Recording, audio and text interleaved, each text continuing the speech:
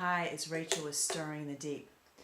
In Luke 16, verse 13, it says, "No servant can serve two masters, for either you will hate the one and love the other, or else he will be loyal to the one and despise the other. You cannot serve God and mammon."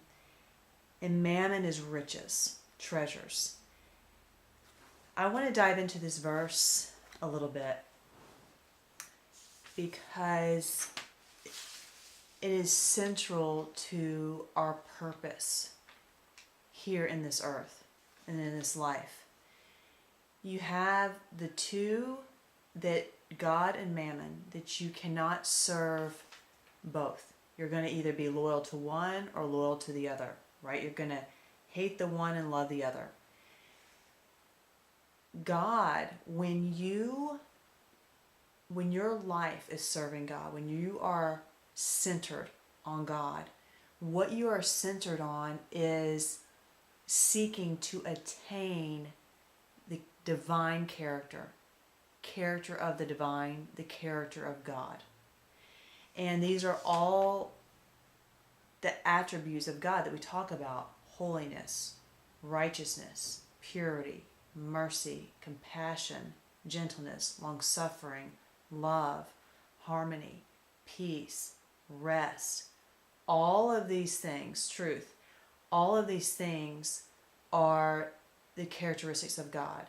And our journey and our desire, when you are seeking for God, you are seeking for the attainment of those characteristics to be a part of you. And when you are truly seeking to know the true supreme spirit that has created everything, then in that process of seeking that perfect spirit of love and truth, you start becoming like that spirit.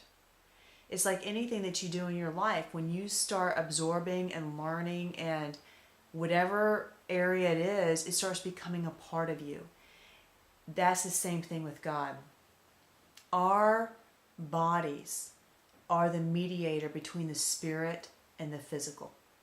It's the expression of the spirit. Our bodies are what allow our spirits to express themselves in creation.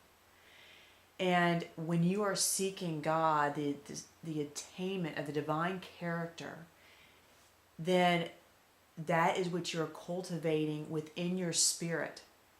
That is what your life pivots around. That is what you express. And so your physical expresses those characteristics. Okay, that means that you would be moving in all those characteristics that I just described, growing, increasing in them. And this is one way that you can journey through this life. And this is the utmost divine, supreme way of going through this life, is for that attainment. So you can see that on the other side, what most of this world teaches us is that we go after mammon, which is riches. But let me break that down for you, because what we're really pursuing is shapes and images. When you're pursuing those things, it's like pursuing cardboard cutouts. That's how deep it is. And so what I mean by that, for example, women and men actually are desiring a particular shape of a woman. I mean, literally, it's a shape. People desire a particular look to their lives. They want to be married, have 2 kids, have a home in the suburbs. They have this image of what they're striving for. Or perhaps your image is you want to be in the corporate world and a corporate leader and successful by those means and in that realm. Perhaps it is fame or this approval of men, or to be, a certain athletic superstar. I mean, there's so many images, that people serve. And you see, that's what most people go after when they're setting their goals, when they're setting their visions. Instead, it's not about the images at all. When you're seeking God, you're seeking the divine character, it's all about those attributes that you're going after. So in everything that you're doing, you're seeking to understand love and grow in love and harmony and peace and understanding and wisdom that's of the divine, that's of the pure conscience. And so when you are seeking that, then that plays out in your physical life, reflects that. And when that's the case, it is the most beautiful of creation. It's the most beautiful of reflections. Okay? Versus when you're striving for these images, you're trying to conform to them, and that's what your world reflects. Now, only when you're striving and desiring to attain those divine characteristics do you truly find satisfaction, because that is where there's true growth. When you are moving in, because the only way that you can grow is by being united to God, by being taught by Him, by learning. And it's actually Him that works it in you, because there's no way that you can do that on your own. But by seeking Him and abiding in His presence, of gaining that understanding of that pure consciousness, of that eternal, beautiful, perfect wisdom that shapes your mind and your thoughts and your actions, and thus all of your reality. And when you're doing that, you're always growing, and you feel that. So there's never, and when you're in that growth, there's not fear of losing, because everything in your life, once you set out with God on this journey, you only grow, you only move forward, you only expand. Every mistake, failure, problem, we like to describe it that way, but really all that is opportunities to strengthen us. Because if that's your desire to obtain that divine character, that's also that perfect love. That's when it's expressed, that's how it feels, like perfect love. Then as you're growing in that, then you're always moving forward, and God uses all your mistakes, failures, whatever it is, to actually strengthen you and push you forward into that goal. So there is no going backwards. There really is no failure. It's only opportunities that actually strengthen you. So when challenges or things come up, you can truly rejoice in it, because it's making you stronger. And you see that because when you're striving for those or desiring those inner qualities, that's what you see. When you go through a struggle, you realize, you learn, you gain the wisdom, you gain understanding, and that moves you forward. When you're pursuing just images and shapes, the world's always redefining what success is, what happiness entails. Two, it's literally just an image. So if there's not something quite right about you in relation to that image, then there's a failure there. And you only feel success when you've attained that image that the world deems acceptable. The thing is, if you've attained the image, it speaks nothing of the Spirit. It nurtures nothing of the Spirit. Okay, it's only the empty praises of men and how fleeting those really are. Okay, so it's a very thin, unfulfilling venture. And that's why people never have enough. That's why they always need more. That's why it's always one more thing that you have to do, one more thing that you have to attain. There isn't this satisfaction. Where when you're moving with God, moving into that divine character, there's growing satisfaction. You have satisfaction, and it's expanding and it's growing. So in your life, you're centering and pivoting around one or the other, and you can't do both. And I hope you can see that, because if you're striving after images, you're not at all focused on the character. If you're focused on the character, you're not at all striving after the images. And if you're loving the images, it's very hard to focus on the character, because it's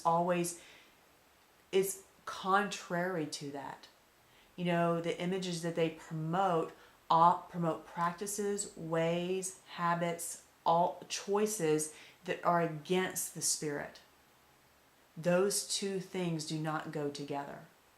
So if you want to truly find the fulfillment in this life, but not only that, but learn to advance and to move into the next age that is upon us, it is focusing on attainment of that divine character.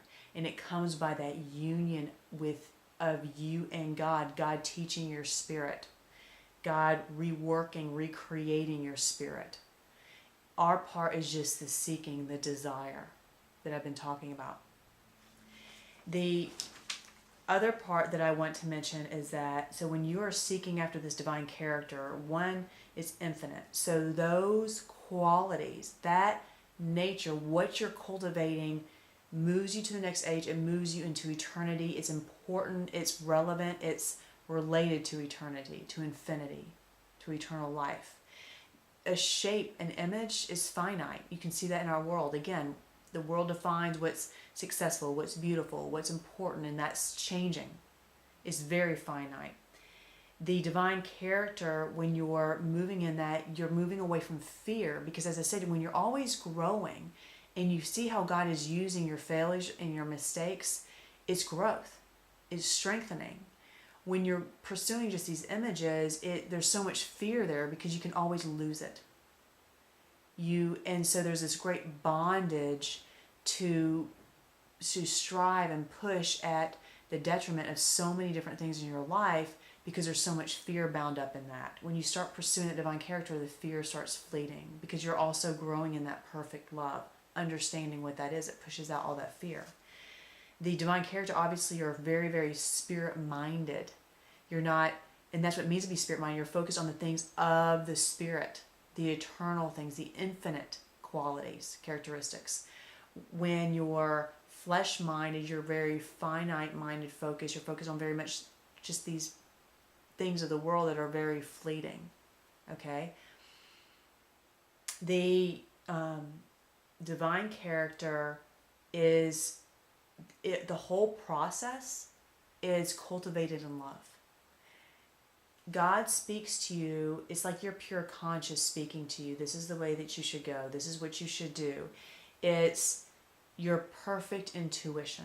That's how it feels when you're communing with God. But yet you know it's beyond yourself. Okay, but that's where it is. It's within yourself, but it's beyond yourself. And the whole process is love. God is so gentle with you. As you go to him through every issue, he speaks so gently and guides you so gently. There's no condemnation, harsh words, any of that. It's just this perfect fatherly, motherly leading through your life. And he will correct you, but it's always in love, because that's what he's wanting to foster and grow in you. That's what that spirit is wanting to bring your spirit into. So it's taking away the things that are blocking that from happening. But the whole process is in love. When you're in the world, everything that you're driven by in that process is full of, one, it's not love, and two, you're also driven by lusts. Lust for money, lust for success, lust for fame, lust in terms of women or men. It's lust everywhere. Okay, and there's a very different source, drive, that those images and shapes conjure and that you follow. Versus when it's that character, it's always about love and how it's created and the fruit of it, ultimately. And the last thing that I want to mention that will take me to my next video is about harmony. When you are working and seeking to attain that divine character, your life becomes more harmonious. You become more in harmony with yourself. Remember, I said your physical being is the mediator between the spirit and the physical. It's what your spirit communicates out into the world. And so there's a harmony that's within you because you're in harmony with that spirit and with all creation and how this world's created, how you were meant to be created. And thus, in that harmony, you start creating harmony outward in your life, in relationships, in the work that you do, because everything is coming in sync with eternity. Even though you're in this finite world, it's all coming in sync with eternity. It's the ultimate harmony.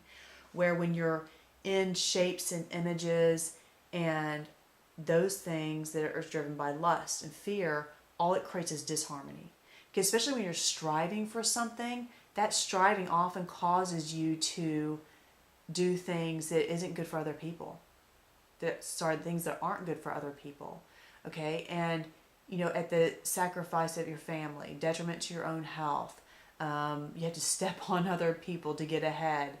They lose out, but you win. I mean, there's all this disharmony that this creates, because that's also in that attainment and in that mindset. It's that gathering into yourself. Okay, where that divine character is always this feeling of pushing out and expansion, where this other, it really is more of a self-focused, self-awareness, self-conscious reality where you're bringing everything into yourself. Okay, that's just kind of the nature of the shapes and images and how that drives you and what the nature of lust is. So when people are also focused about obtaining certain things, that causes disharmony in their life. Okay, within themselves, because they're not in harmony with affinity, with eternity, with the nature of that. Their disharmony in their relationships, it's disharmony with themselves. So it's everywhere, and that causes a lot of turmoil and friction and division and pain and suffering in your life. So these two mindsets, which one is your mind pivoting around? Are you seeking to attain that divine character? Or are you pursuing these shapes and images and these finite things of this world? Because if you pursue the divine, all the rest comes in to play, because as it should, because you're creating love and peace and kindness and harmony. So that's what your reality will be. If you pursue the other, all it does is disharmony, and so it's going to be just turmoil in your life. Those are the two ones. So to me, the choice is obvious about which one you want to pursue, and that's what that verse is really saying. So now when you read that Luke 16:13, you can understand the opposition of those two. Because it's not that God won't, in seeking the divine, that you won't have abundance of in this world. That you won't have peace and rest and comforts in this world. Because that's being in that divine character, that's actually what it creates. It's about contentment and harmony and peace with all things, all working according to your purpose. And that's how you really start walking in your purpose, when you start tuning in and pivoting around that divine character. Till next time, keep stirring the deep. It's the one thing that changes everything else.